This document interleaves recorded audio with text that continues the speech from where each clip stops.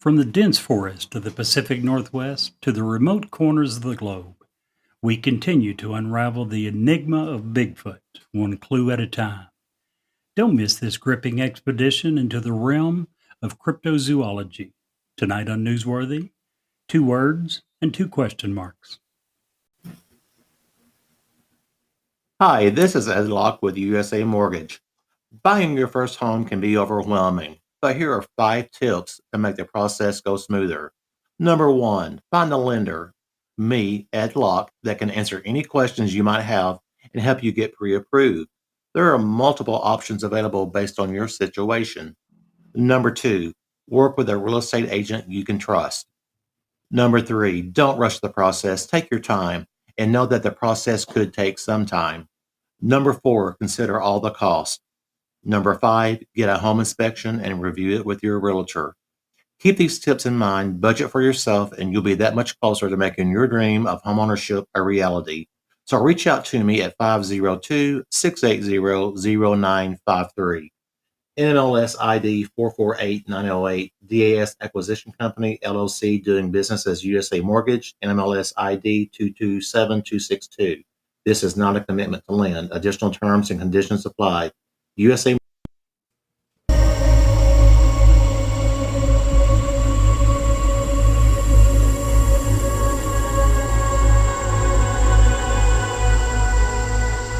He's alive! Have you checked the children? Get out!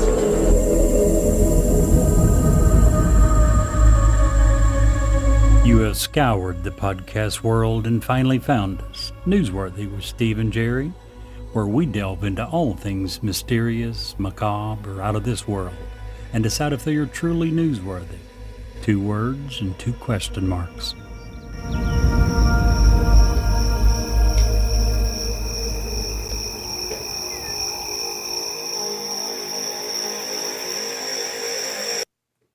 Well, Jerry, we're here. A day Yes, we short. Well, how's that saying? A day go? late and a dollar short? A day late, $1 short. $290 short, actually. Yeah.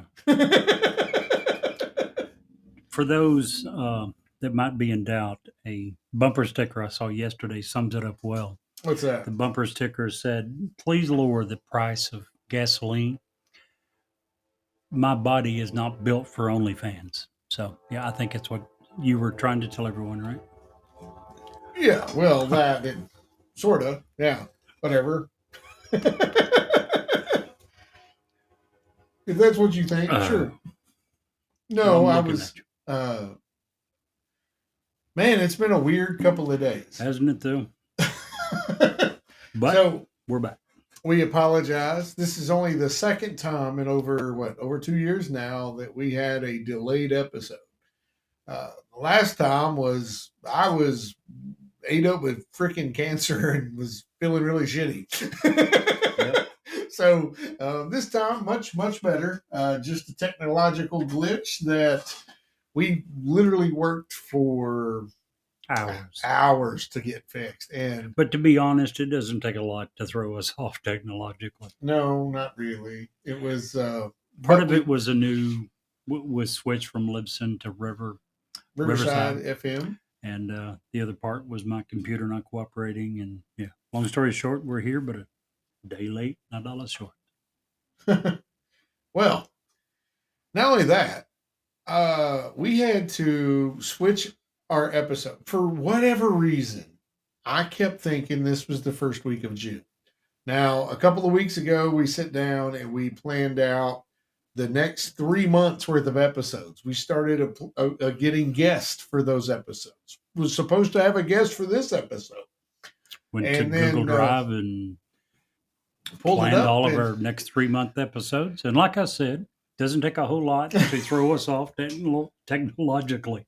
We can't even read a friggin' calendar. And you're saying it wasn't just, it was both of us. And then Wednesday, we got ready to do the show, and Jerry calls me. He's like, dude, are you prepared for the actual show? Because you've been talking about the topic we're going to actually cover tonight. I was like, what do you mean? He's like, we're not supposed to do Bigfoot until next week. And I'm like, what? This week is Atlantis. Yeah. So we switched them because of research values and time. So we will be covering the lost city or civilization of Atlantis next week. Next week. Sketty says hello to everyone. And then, so this week is Bigfoot week number 2. And the reason that's exciting is because, she really wanted to get in on the action. But Feeling left out. she, today we put in our deposit for our booth space at the Hocking Hills Bigfoot Festival in Logan, Ohio, the first weekend in August. Woo woo! We're looking forward to that. Yeah, that's going to be pretty awesome. It's going to be, if you've ever had an encounter, if you've ever had an how would you put that, Jerry? If you've ever wanted to know about the things about Bigfoot, that's going to be the place to go. Yes, And if you've had an encounter, come see our booth. We want to interview you. We're going to interview as many people as we can that week.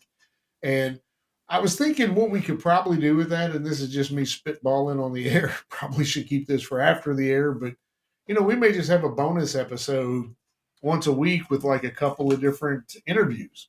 We can do that if we get enough. So yeah, that'd be fun. Be fun times. we shall see. Fun times. Yes, it will. So last week, if you noticed, we were on Podbean. Just so happened we still had for like 2 weeks had an account at Podbean. Libsyn really, last week's episode, I want to publicly apologize for. Wasn't a very good episode. We were distraught. We didn't cover Dull Space. We didn't give it its proper props, I don't think, at all. Furthermore, to digress for a second, a minute ago you said this week is only the second time in 2 years that we uploaded our episode late.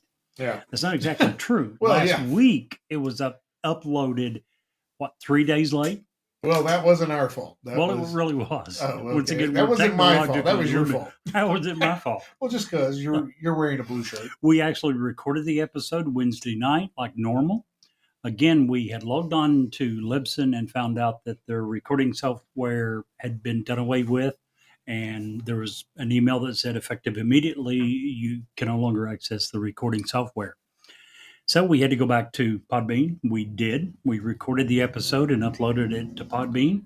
What we didn't realize was when we switched from Podbean to Libsyn, the RSS feed changed. And for those that are basically like Steve and I, which is technologically illiterate, basically. Stupid. We don't have a clue what that means. Neither did we.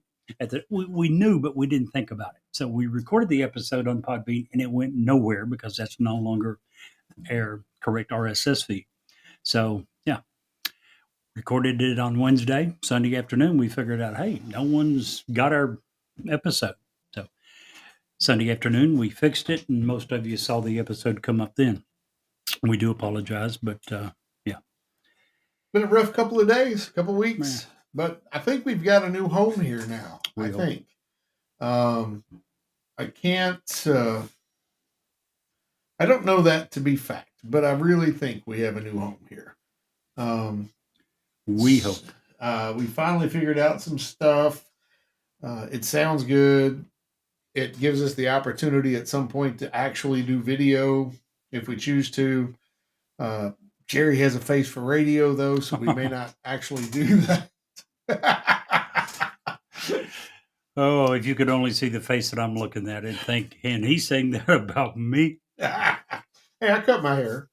So, my dad joke is going to explain a lot of the problems we've had in the last few days. It Really? is. Yeah. You want to hear it? Yeah, absolutely. They say that 97% of people are actually stupid. Thank God I'm in the other 5%. That joke, there's more truth there than we like to admit, because that would certainly explain a lot of our problems in the last few days. That would explain what happened to me yesterday. No, you were just having I bad accidentally drank a bottle of Invisible Ink. You did? Yeah. Oh, no. I spent half the night at the hospital waiting to be seen. Oh, I like it. That's a classic dad I like joke. that one. Yes, it is. Big time. Absolutely. Oh, wait. Watch this, Jerry. I just want to show you this. Oh, it's gone. Never Watch mind.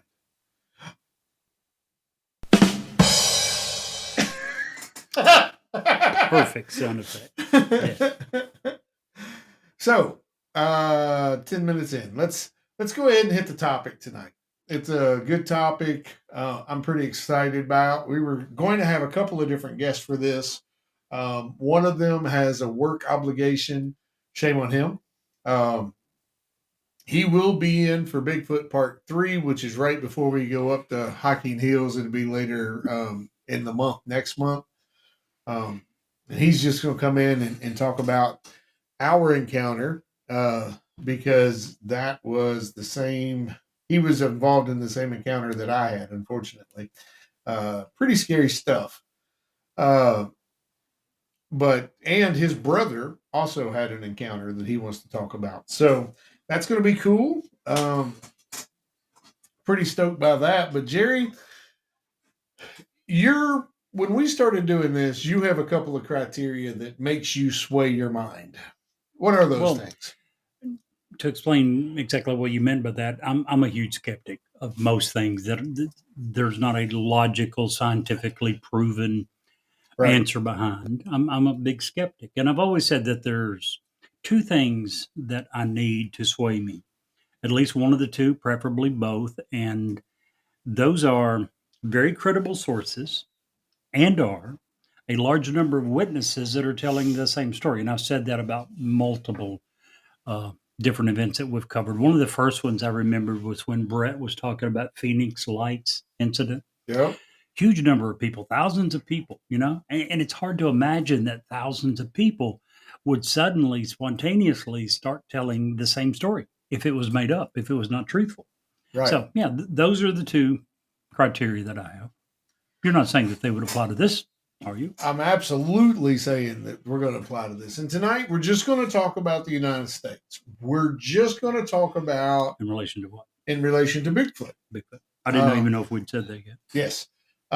We are just going to talk about the United States, the number of sightings that have happened in the United States, where they're prevalent at, which states have sightings but haven't really had a lot of sightings, and we maybe explain why that is a little bit. I'd like to go into that some. And I'll have to leave that to you. That's okay. I got you. And then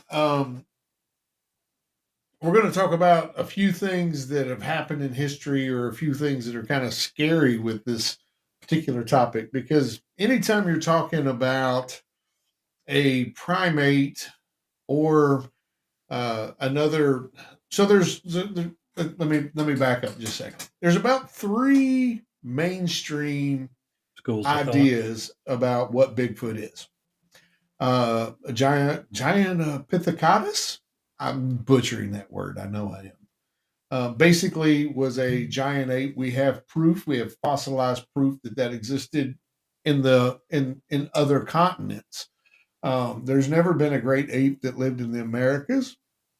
But that's to say discovered great and ape. No ape that we know of is completely bipedal, are they? They can be. Bears can walk on 2 feet. Dogs can walk on 2 feet, but primarily they're not. Of course, I know apes are never primarily bipedal. Yeah, they usually use, even if it's just on an occasion, their front arms are that long to help climb and to help walk. Right. The second school of thought is that Bigfoot is a completely new species, something totally different, not a great ape, somewhere in the middle. And a growing school of thought is that it is a leftover, a hangaround from the Neanderthals. Neanderthals, a lot of people think that those were very small pre-human hominids. If you look at the chart, that it shows humans growing taller, but that's not exactly true. Fossilized proof has shown that Neanderthals were actually up to twice our current size, and were muscular, were covered with hair, were very primal, if you will. And in fact, our brain is pretty much the only thing that saved us. That and a couple of different ice ages that we were able to adapt to and that they weren't. Um, we could do a whole show on just how Homo sapien beat out the Neanderthals, and I want to say that's Homo erectus. Is it what their scientific genome is? I think so. But that's a cool show for a different day. But some people think that maybe because there's a lot of things that Bigfoot is able to do that shows a very strong intelligence. You don't stay hidden and out of view or take care of your wounded or your dead the way that they do without having some sort of intelligence. So then, of course, you got all your fringe people that believe it's a phase or a shapeshifter or aliens. There's a lot of that out there, but not as much. Most of your mainstream people think it's one of those three things. So tell us about some numbers, Jerry. Some numbers. Well, let me go back to my two criteria. Sure. Number one was credible sources. I'm going to start with that one. There's a guy by the name of John Wilson Green. He was a Canadian journalist, a leading researcher of the Sasquatch Bigfoot phenomena. He was a graduate of both the University of British Columbia and Columbia University. He wrote multiple books, and two of his books, Sasquatch, The Apes Among Us, and The Best of Sasquatch, he discusses a database that he compiled that had more than 3,000 sightings and track reports, with the majority of those being in Canada. I don't know if you ever saw the movie Hunting Bigfoot. He starred in that. If you haven't saw it, and if you're interested, it is currently on Prime Video, and you can watch it. Just search for Hunting Bigfoot. If you want, we can also leave a link to it in the episode notes. A better representation of the actual numbers. Live Science reported in 2019 that there has been more than 10,000 eyewitness accounts of Bigfoot in the continental United States in the last 50 years. How many? 10,000. Now, that's not counting the majority of John Green's 3,000. The majority of those, not all of John Green's were in Canada, but he was in Canada, the majority of his work. 10,000 that Life Science reported occurred in the continental United States within the last 50 years, and that was released in 2019. So obviously it's talking about from 1969 through 2019. Now, just do the numbers. That's an average of 200 per year for 50 consecutive years. That's a lot. Once again, going back to one of my criteria, a substantial number of people saying the same or very similar story over a long period of time. If 10,000 spread out over 50 years doesn't qualify, I don't know what would. Now, the vast majority of those have occurred in Washington State, very, very northern part of Oregon, and that area right there.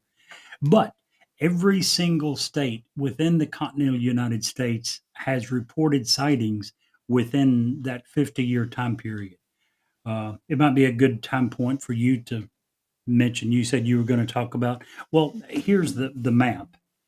And as you can see, and we were talking about this some yesterday, Right. The vast majority is in either Washington, Oregon, or in the eastern United States. There's a large swath that goes from Indiana, Ohio, Kentucky, Tennessee, down into North Carolina, Right. And Alabama. A lot of that has to do with habitat, just like any other wild animal. And a lot of people believe that Bigfoot is a creature that moves. They don't make homes. They are nomadic.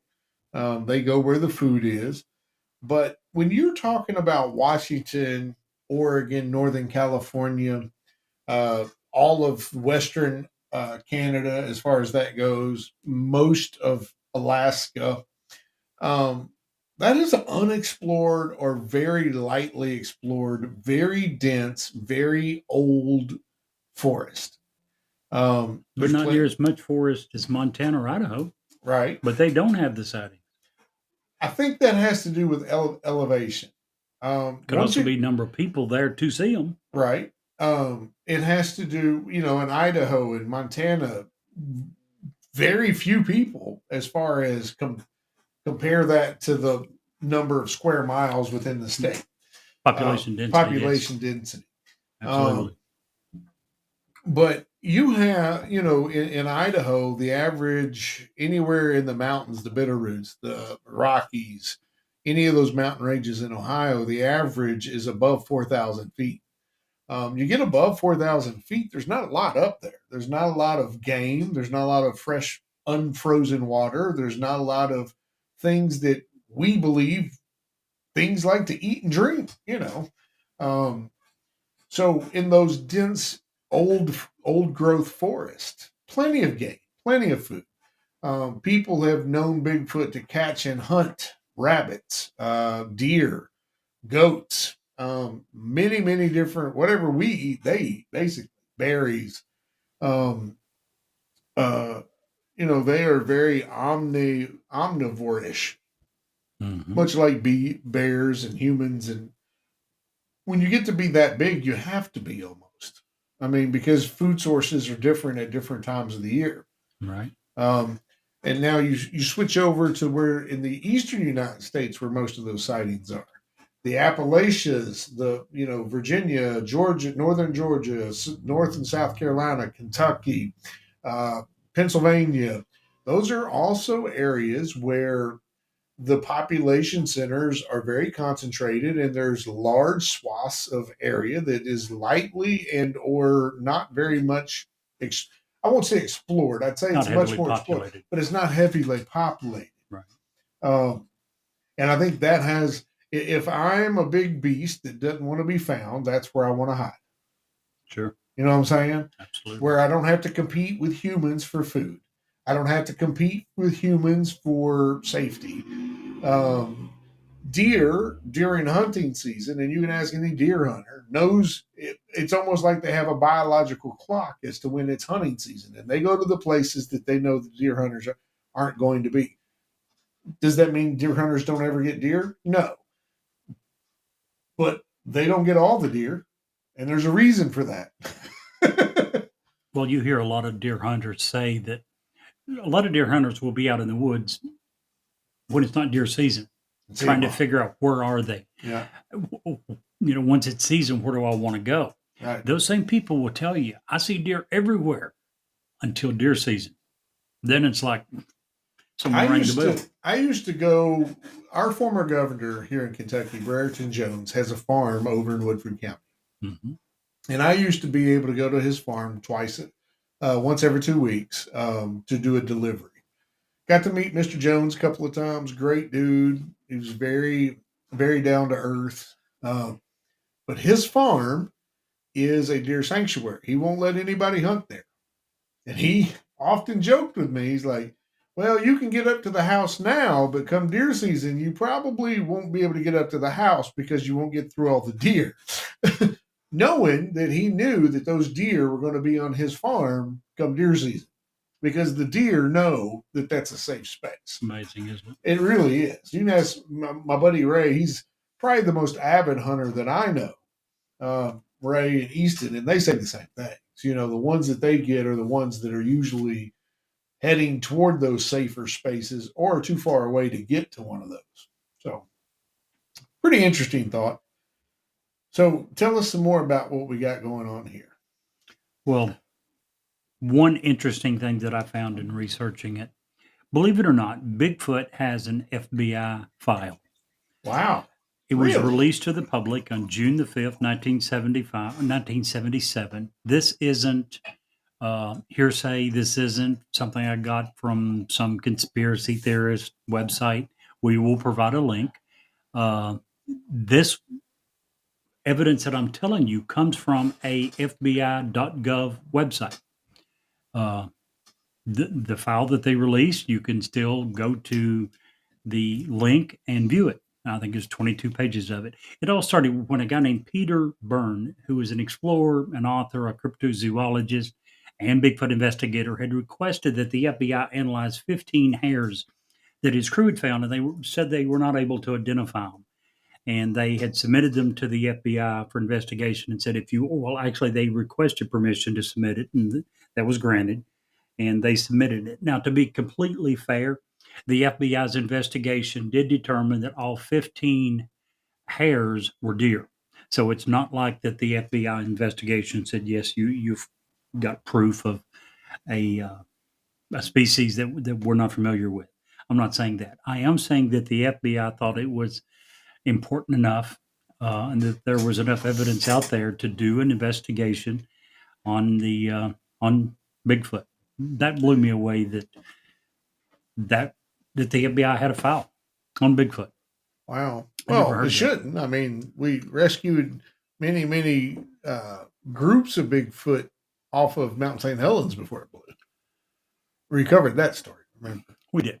We absolutely did. FBI would not have mentioned any of that, but yes, we did cover that story. Yeah. So that's what I've got.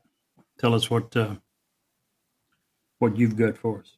Well, I wanted to go into, a lot of times Bigfoot is portrayed in a way that Harry and the Hendersons, the Sasquatch that they, or the Bigfoot that they use for uh, beef jerky. What is that called? Don't remember the name of it. Yeah. I don't eat beef jerky, but I've saw what you're talking about. Yeah. Even on our own logo, Bigfoot's given the peace sign. Yep. However, there is many reports, and I think these are a lot more accurate, to be honest, representation wise, of what would happen in the wild if you happened to cross a Bigfoot. Yeah, I agree. Jack Links, by the way, is the name of the Jack jerky. Links, yeah. So we're going to talk. I wanted to talk just a little bit about some of the stories that are yet believable, and on the other hand, scary as hell. Because I don't want to give the wrong impression about where I come down on this. I 100% want to believe that Bigfoot exists, hands down. Okay. Okay.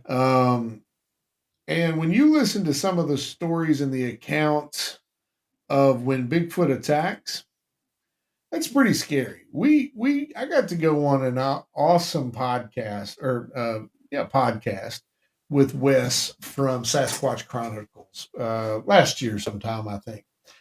And we got to chit chat a little bit, and he hears, and if you ever want to check out a really cool podcast about Sasquatch, I would highly recommend listening to Wes's podcast at Sasquatch And Chronicles. he's an absolutely great guy, by the way. Great dude. Tried to help. When we were first starting our podcast, went way above and beyond trying to help us out. And that made me very, very happy. But most of the time, when his people are talking about their encounters with Bigfoot, you have two basic varieties of an account. You see the accounts where we saw Bigfoot on the ridge across the way, and we were on this ridge, and we saw him walk in, and that was that. Or I guess there's three. The second one would be, we heard the whoops and the growls that couldn't have been anything else. And then you have the ones where you have a face-to-face. And those go one of two ways. Either, we see each other and we both run away, or Bigfoot stands its ground and you run away. If any of those things aren't the case, then it's probably not a real sighting. There is no Les Stroud is the guy from Survivor Man. He is Survivor Man. Takes all his cameras out there by himself. He'll put a camera, walk 2 miles back just so he can get a shot of him walking. Really crazy. Every time he's ever been in the Pacific Northwest or in Alaska, especially, he has always felt like he's been watched. He has heard things that, of anybody on the planet who doesn't know what something sounds like, that should be there or shouldn't be there, I'm going to take Les Stroud's word for it. When he says that, hey, I heard something that shouldn't be there, and it scared the hell out of me. I'm going to take his word for it. He has no reason to gain. He's never produced a Bigfoot show. He's never written a book about Bigfoot. He's not trying to profit over that. He's just relaying what he saw. But short of Les Stroud, if me or you are out in the woods, Jerry, and we see Bigfoot, we're not going to sit around for very long to try to engage or have a conversation. We're certainly not going to sit there and film him for 18, 20 minutes and be completely quiet with a dog. Saw a video, and the reason I bring that up is I was watching a video for this episode where a guy had some pretty convincing footage. I was almost ready to buy in, but then he mentioned that he had a dog, and the dog was perfectly quiet. I can't imagine a dog with their sense of smell and their sense of well-being And their eyesight, that's so much better than Yeah. ours. So if we could see something scary, they saw it before we did. Yeah, and there's no way that they're going to be like, oh, because I mean, Sketty sees her own shadow and barks at it. You know, And if they're scared enough, they'll run, but they will not sit there and be quiet. right. That's not what they're meant to do. They want to protect you. Yep. So, anywho, back to what I was talking about. I was, oh mercy, I'm sorry. That is some. I have found a new wine that is local, and I'm trying it out tonight. It is pretty good stuff. It is bottled in Melbourne, Kentucky, and it is Stonebrook Winery. It's blackberry wine. It's very tasty. You should have some, Jerry. I think I had enough last week for a couple of years. Yeah. So, what do you think, Jerry? Do you think that if Bigfoot is real, and I'm just going to on the assumption that he is, and you stumbled upon him, what do you think he would? How do you think he would act? I don't know. As far as I know, he's never attacked anyone. Now, like you said, when you were describing the 2 or 3 different types, some of those, when it's up close and personal, are scary.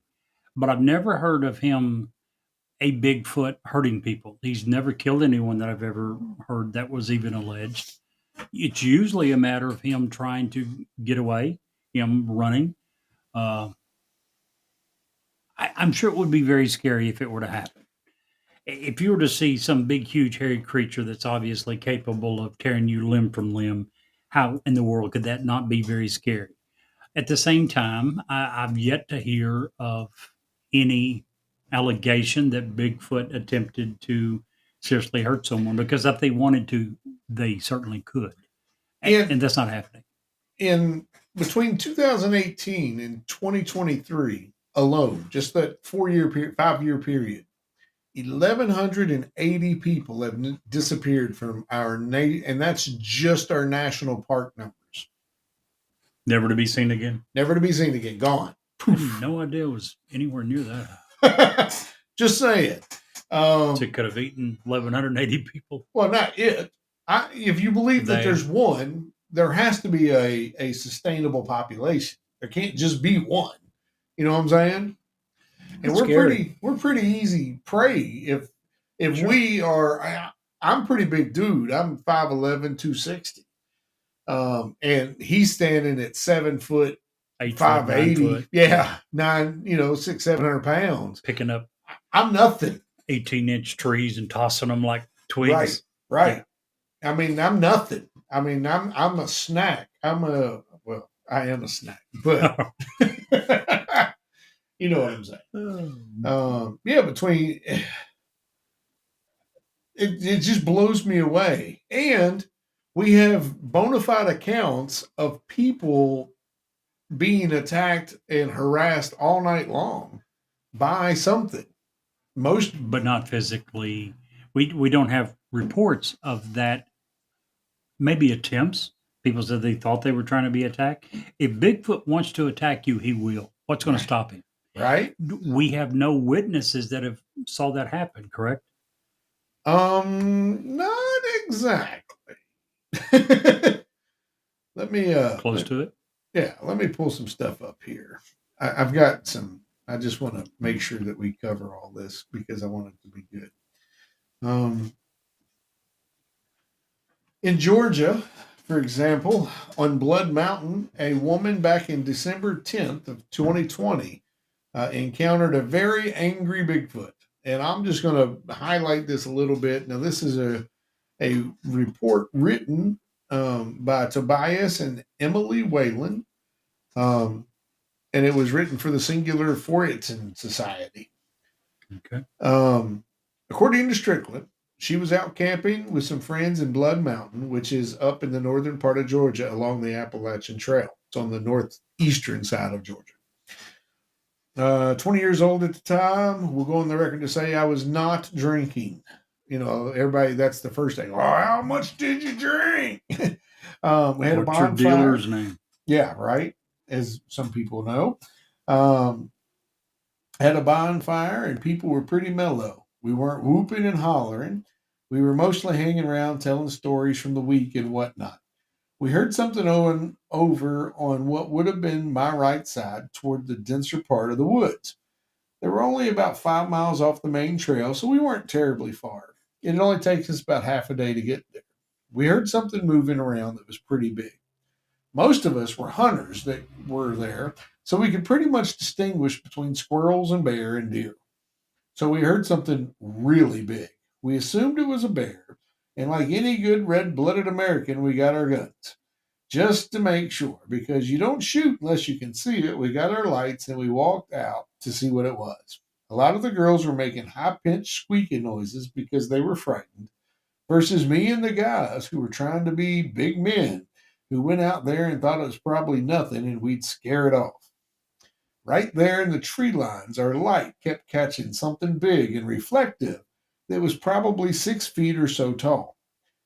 If it were standing just behind the trees, its eyes looked like they were 6 to 8 feet above the ground, which made us think that it probably wasn't a bear. Bears aren't typically that tall in the area where we were at. Basically, they get black bears and maybe the occasional small brown bear that wanders far down from Canada. But black bears were far more common and only stand about 4.5 to 5 feet tall. So, like any red-blooded American, we shot at it. Me and this other guy named Wolf, yes, that's his legal name, he and I were the two closest, and we shot. We were the ones closest to it, and either his or my shot landed on it, and there was a lot of noise from the gun, so it was hard to tell what the creature sounded like. It wasn't a movie gorilla noise. It's like a gorilla noise, but much, much deeper, which again, there was a lot of gunfires and stuff, so that's the best I could describe it from memory. We didn't see it anymore, so we went to investigate the area because if it's down, then we obviously needed something to do something about the body. Bodies left in the woods aren't good, typically. They attract other predators. Or we need to hide the evidence if it's a bear because we didn't have our bear license. At least he's honest. We didn't see anything, aside from large indentation in the leaves on the ground as something large had been standing there. And blood had pooled in the leaves along with some of the trees moving away from camp. We saw broken branches and up as about as high as 6 feet. And that's the story about how I shot Bigfoot. Pretty crazy. I'm not buying that at all. Yeah. Do you? No, I don't. First of all, you don't shoot what you don't see. That's just stupid. You're an idiot. If Yeah. you have a gun and you're shooting things you can't identify, you're an absolute idiot.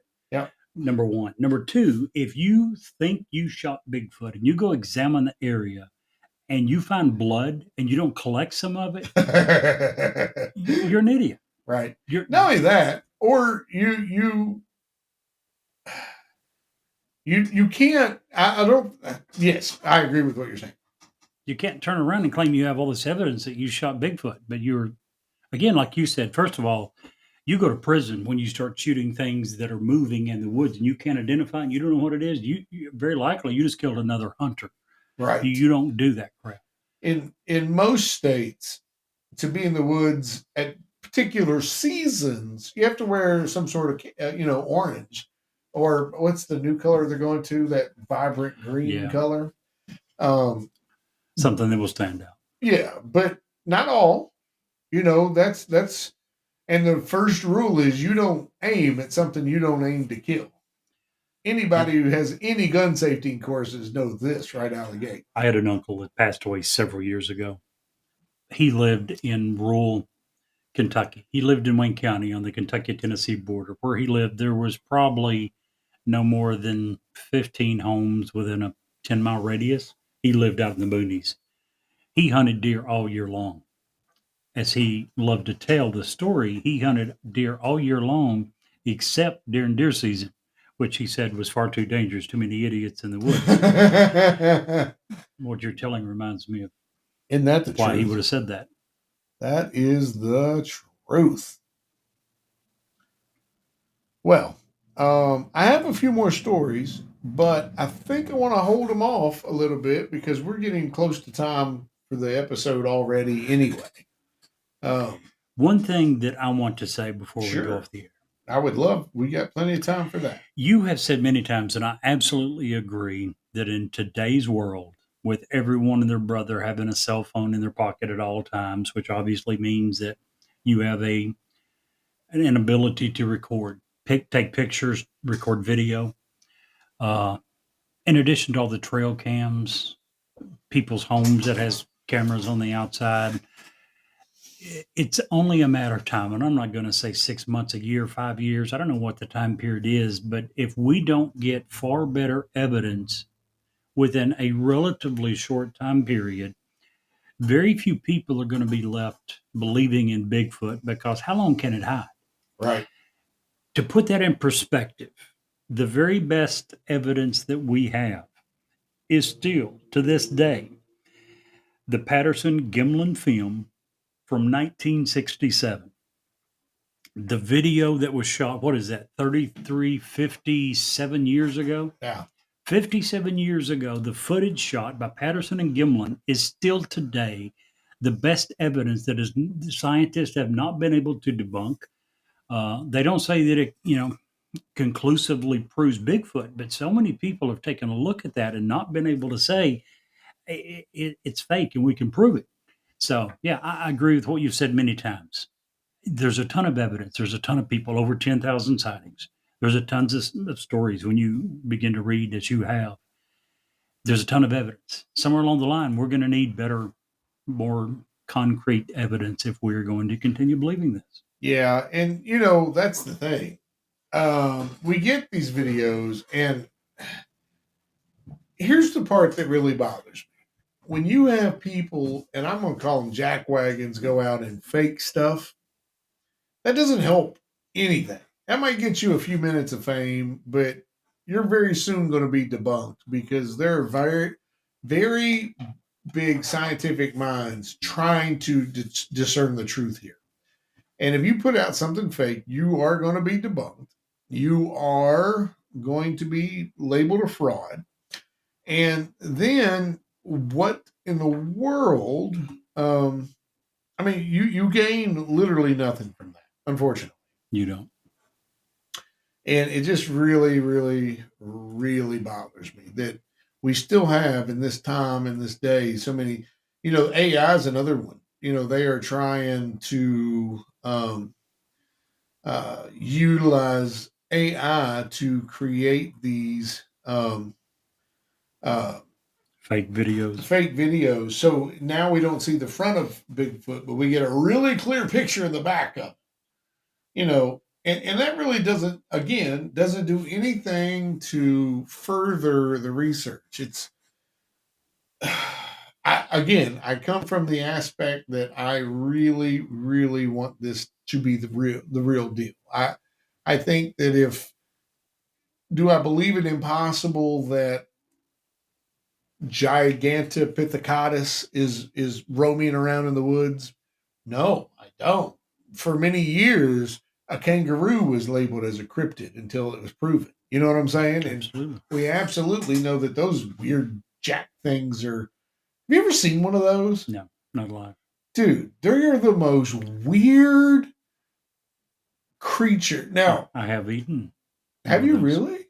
Down at the Somerset Wild Meat Banquet. Was it good? I thought it was. In Somerset, Kentucky, there's a church, Victory Baptist Church, I believe, that once a year puts on a wild meat game banquet, and they have everything: shark, tiger. They import stuff from everywhere. I thought it was one of the better meats that I tried that night. Wow. They're so weird looking. Like, and I'm not talking about the females, they're much more, but the males look like they're go to the gym. It's weird. Very muscular. Yeah, just they're bizarre. If you ever saw the video of the guy who's out in the bush and his dog sees one, charges at it, and it takes its arm and is holding it and is beating the crap out of his dog. And this guy goes out and punches it in the face. I'll find the video and let you watch Yeah, it later. thanks. That's just what I want to say. Anywho, well, Bigfoot number 2 is in the books. I feel like that, we really struggled to get this off the ground here, but now that we've got this first episode in the books with Riverside FM, we've gotten through this little hiccup. I think we're going to be in good shape now. We'll be able to cruise on and be in much, much better shape going forward. So we certainly hope stick with this. We appreciate your patience as we try to work through this last few weeks, and hopefully we've got it figured out to where it's going to be okay from now on. That was an interesting episode, but our journey isn't over yet. If you stay tuned, we have an exciting bonus story coming up after this commercial break. Hi, this is Ed Locke with USA Mortgage. When it comes to buying a home, the process can be overwhelming and confusing. With so many options, it can be hard to know where to start. That's why it's important to work with a certified mortgage loan originator. I have the knowledge and expertise to guide you through the process and find the best mortgage option for you. I will work with you every step of the way to ensure that you are getting the best deal possible. So if you're looking to purchase or refinance, please reach out to me at 502-680-0953. So don't take on the stress of buying a home alone. Work with me and I will make your dream a reality. Trust the professionals and make your home buying experience a positive one. MLS ID 448908, DAS Acquisition Company, LLC, doing business as USA Mortgage, MLS ID 227262. This is not a commitment to land. Additional terms and conditions apply. USA Mortgage is equal housing opportunity. If you would like to share suggestions for future episodes, an intriguing ghost story, or simply tell us how much you love or hate us, please get in touch with us. You can reach us via email at newsworthywithstephencherry@gmail.com or send us a text at area code 540-709-1318. And now, back to the story. I have counted my years and realized that I have less time to live than I have so far. I feel like a child who won a pack of candies. At first, he ate them with pleasure, but then he realized there was little left. He began to taste them intensely. I have no time for endless meetings where the statutes, rules, procedures, or internal regulations are discussed, knowing that nothing will be done. I no longer have the patience to stand absurd people, despite their chronological age, that have not grown up. My time is too short. I want the essence. My spirit is in a hurry. I do not have much candy left in the package anymore. I want to live next to humans, very realistic people who know how to laugh at their mistakes, who are not inflated by their own triumphs, and who take responsibility for their actions. In this way, human dignity is defended, and we live in truth and honesty. It is the essentials that make life useful. I want to surround myself with people who know how to touch the hearts of those whom hard strokes of life have learned to grow sweet with the touches of the soul. Yes, I'm in a hurry. I'm in a hurry to live with the intensity that only maturity can give. I do not intend to waste any of my remaining desserts. I am sure they will be exquisite, much more than those I've eaten so far. My goal is to reach the end, satisfied and at peace with my loved ones and my conscience. We only have 2 lives, and the second one begins when you realize that you only have one. That's from Mario DeAndre from San Pablo, 1893 to 1945, who was a poet, a novelist, an essayist, and a musicologist, and one of the founders of the Brazilian government. And Jerry, if you can't see the light, Be the light.